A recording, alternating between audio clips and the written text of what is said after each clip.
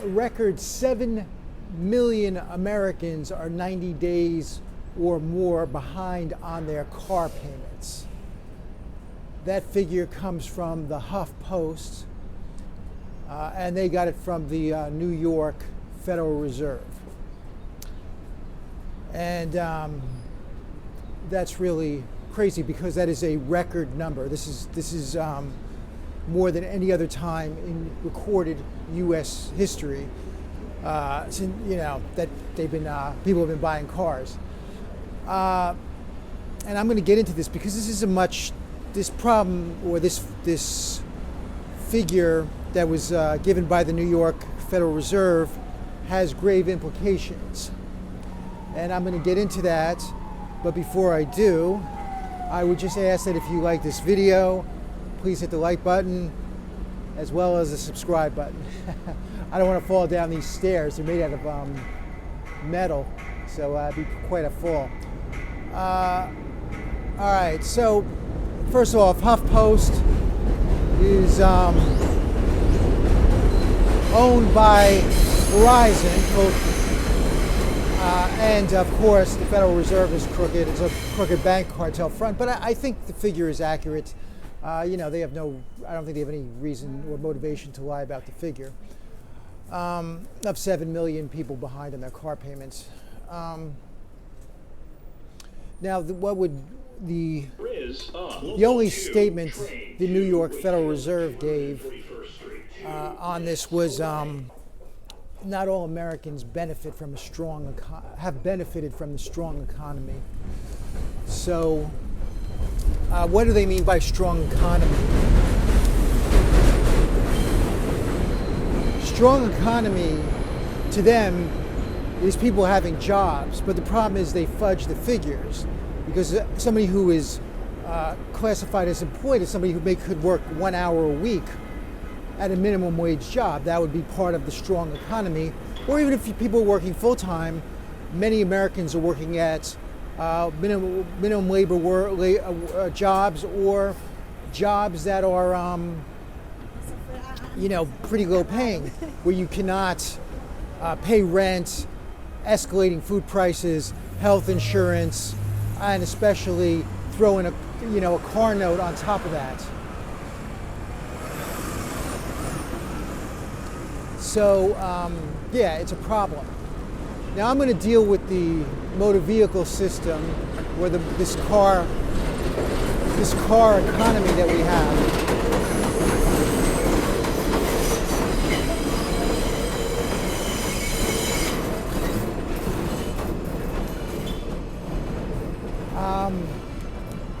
The car economy is antiquated, and I'm going to tell you why. And it fails on 3 levels. And I think we need to look to a new paradigm as far as this car system goes. But I'm going to give you a little disclaimer. For those of you who have a car or who enjoy cars, there are people who like cars. When I was growing up, there was a guy in my neighborhood. He had a Merc, like an old 1950s Mercury. And they even called him Merc. And this guy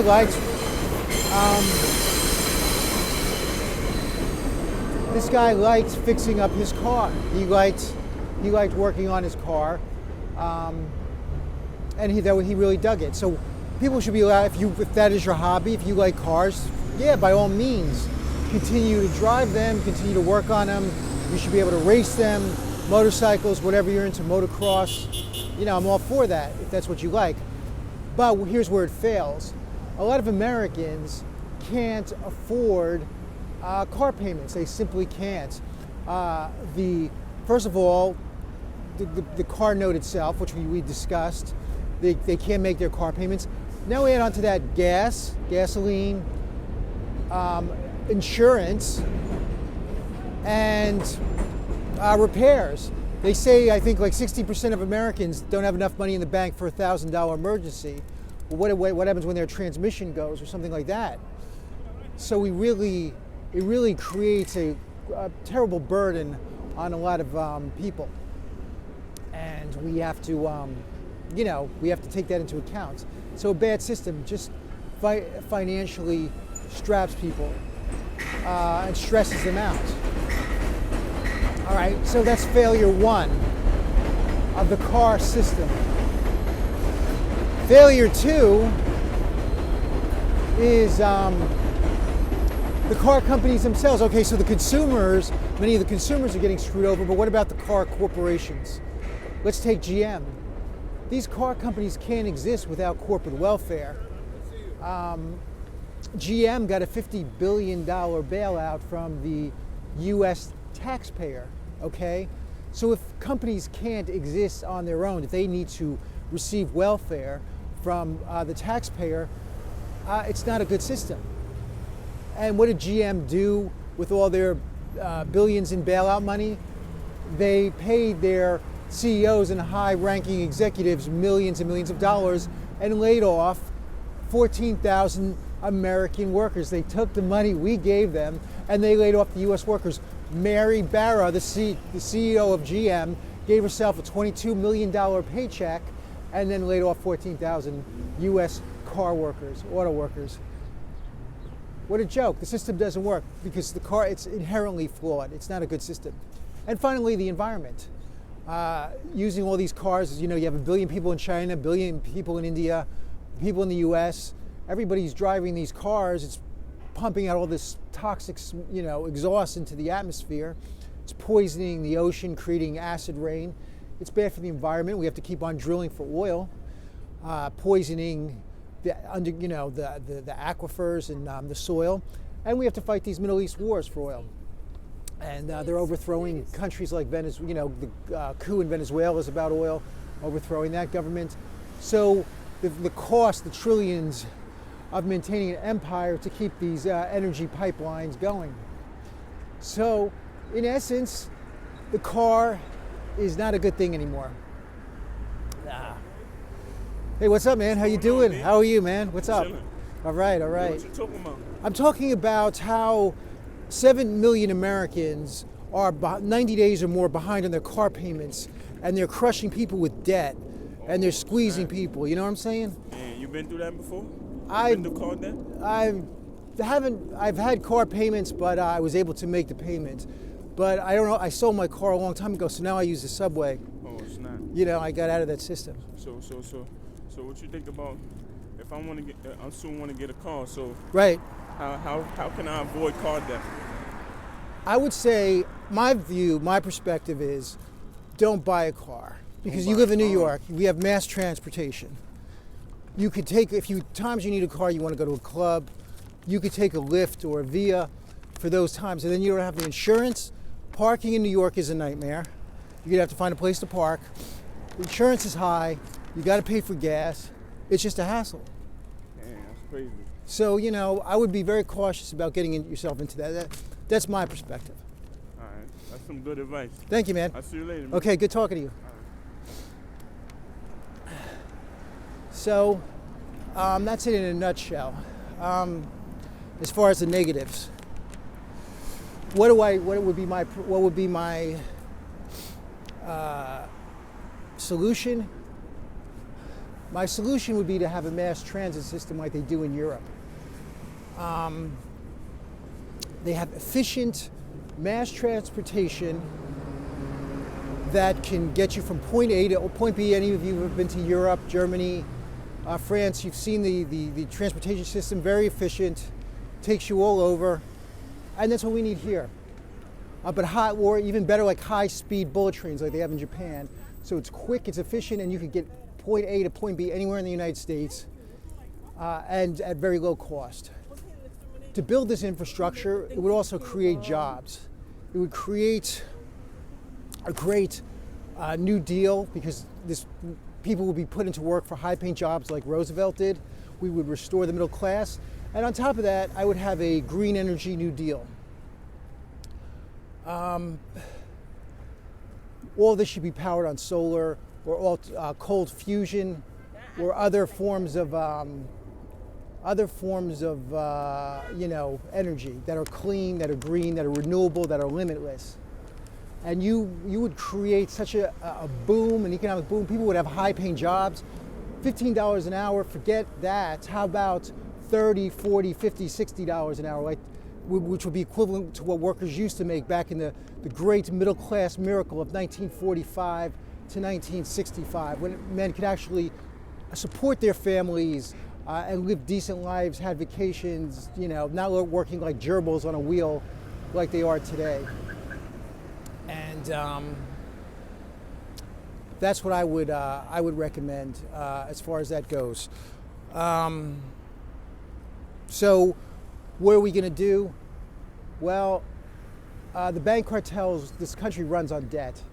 This is debt creation. So you have all these people, right? You have, I think they gave the figure $2.7 trillion of car debt, right?